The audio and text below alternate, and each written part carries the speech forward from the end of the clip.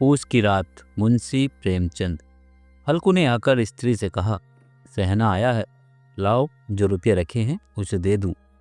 किसी तरह गला तो छूटे। मुन्नी झाड़ू लगा रही थी, पीछे फिरकर बोली, 3 ही तो रुपये हैं, दे दोगे तो कंबल कहाँ से आवेगा? माघ पूस की रात हार में कैसे कटेगी? उससे कह दो फसल पर दे देंगे, अभी नहीं। हल्को एक क्षण अनिश्चित दशा में ही खड़ा रहा। पूस सिर पर आ गया। कम्बल के बिना हार में रात को वह किसी तरह नहीं जा सकता, मगर सहना मानेगा नहीं। घुड़कियाँ जमावेगा, गालियाँ देगा, बला से जाड़ों में मरेंगे, बला तो सिर से टल जाएगी। यह सोचता हुआ वह अपनी भारी भरकम डील लिए हुए, जो उसके नाम को झूठ सिद्ध करता था, स्त्री के समीप आ गया और खुशामद करके बोला, ला दे दे, गला तो छूटे, कम्बल के लिए कोई दूसरा उपाय सोचूंगा। मुन्नी उसके पास से दूर हट गई और आंखें तरेरती हुई बोली, कर चुके दूसरा उपाय, जरा सुनूं तो कौन सा उपाय करोगे? कोई खैरात दे देगा कंबल? न जाने कितनी बाकी है जो किसी तरह चुकने ही नहीं आती।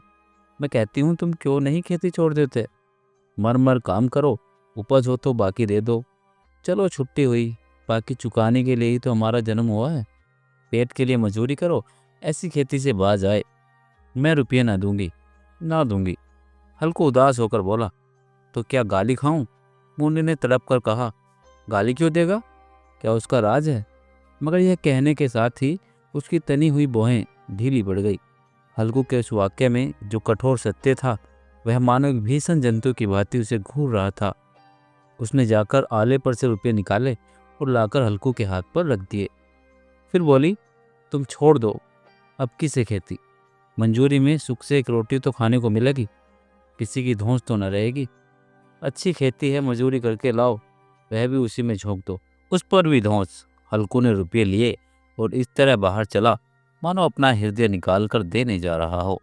उसने मजूरी से एक एक पैसा काट कपट कर 3 रुपये कम्बल के लिए जमा किए थे। वह आज निकले जा रहे थे। एक एक पग के साथ उसका मस्तक अपनी दीनता के भार से दबा जा रहा था। पूस की अंधेरी रात, आकाश पर तारे भी ठिठुरते हुए मालूम होते थे। हल्को अपने खेत के किनारे ऊख के पत्तों की एक छतरी के नीचे बांस के खटोले पर अपनी पुरानी गाड़ी की चादर ओढ़े पड़ा कांप रहा था। खाट के नीचे उसका संगी कुत्ता जबरा पेट में मुंह डाले सर्दी से कूं कूं कर रहा था। 2 में से एक को भी नींद न आती थी। हल्को ने घुटनियों के गर्दन में चिपकाते हुए कहा, क्यों जबरा, जाड़ा लगता है? कहता तो था घर में पुआल पर लेटा रहे, तो यहाँ क्या लेने आए थे? अब खाओ ठंड, मैं क्या करूँ? जानते थे मैं यहाँ हलवा पूरी खाने आ रहा हूँ?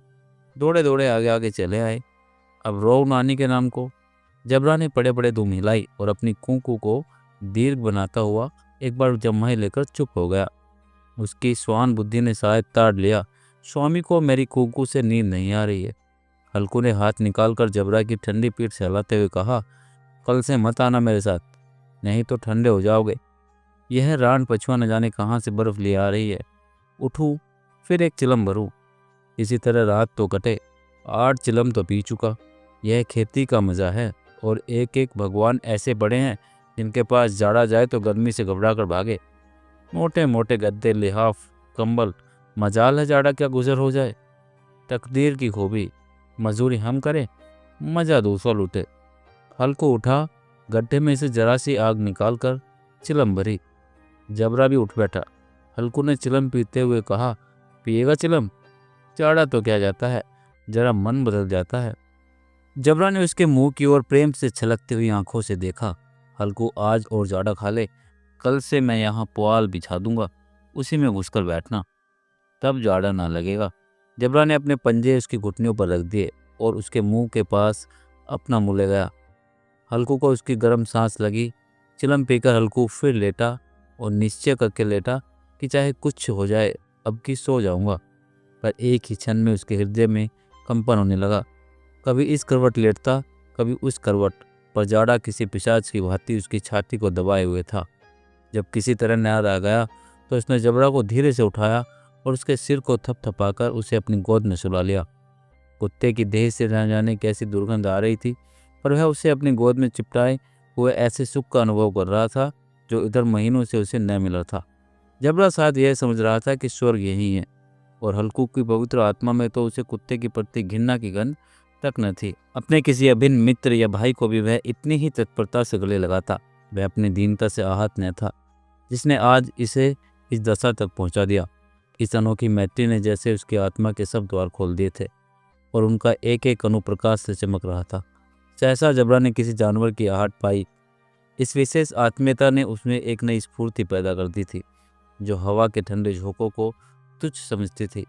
वह झपट कर उठा और छपरी से बाहर आकर भौंकने लगा। हल्कू ने उसे कई बार चमका कर बुलाया पर वह उसके पास न आया। हार में चारों तरफ दौड़ दौड़ कर भौंकता रहा।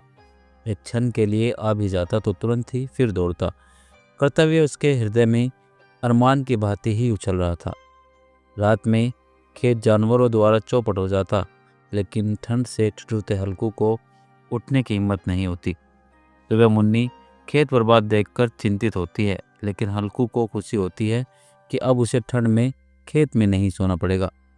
दोस्तों, कहानी अगर आपको अच्छी लगी हो तो इसी तरह की और कहानी सुनने के लिए आप हमारे चैनल को सब्सक्राइब जरूर कीजिएगा। मिलते हैं एक और नई कहानी के साथ।